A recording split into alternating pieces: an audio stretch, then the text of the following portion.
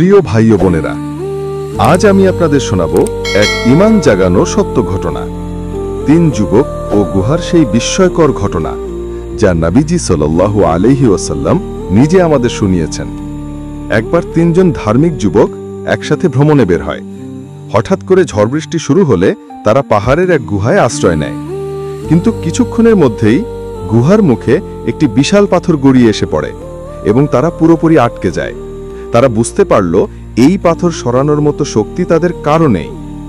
তখন তারা সিদ্ধান্ত নিল, আমরা এখন শুধু আল্লাহর কাছে আমাদের এক একটি নেক আমলের মাধ্যমে দোয়া করব। যদি তিনি খুশি হন তাহলে তিনি আমাদের মুক্তি দেবেন। প্রথম যুবক বলল, হে আল্লাহ, একবার আমি আমার বৃদ্ধ মা বাবার জন্য দুধ নিয়ে ফিরি, কিন্তু তারা ঘুমিয়ে পড়েছিলেন। আমি সারা রাত তাদের জেগে ওঠার অপেক্ষায় দাঁড়িয়ে থাকি। তাদের আগে কিছু খাইনি। আমি এই কাজটি শুধু তোমার সন্তুষ্টির জন্য করেছিলাম। তুমি যদি খুশি হও তাহলে আমাদের মুক্তি দাও। পাথর একটু সরল, কিন্তু তারা বের হতে পারল না। তখন দ্বিতীয় জোর বলল, হে আল্লাহ, আমি এক আত্মীয় নারীকে ভালোবাসতাম। একদিন সে আমার কাছে সাহায্য চাইলে আমি শর্ত রাখি, তুমি যদি আমার সাথে পাপ করো আমি তোমাকে সাহায্য করব। কিন্তু যখন আমি পাপ করতে যাচ্ছিলাম সে বলল, আল্লাহকে ভয় করো। আমি কাঁপতে কাঁপতে নিজেকে দূরে সরিয়ে নেই। এই কাজটা আমি শুধু তোমার ভয়ের কারণে করেছিলাম। তুমি খুশি হলে আমাদের মুক্তি দাও। পাথর আরও একটু সরল।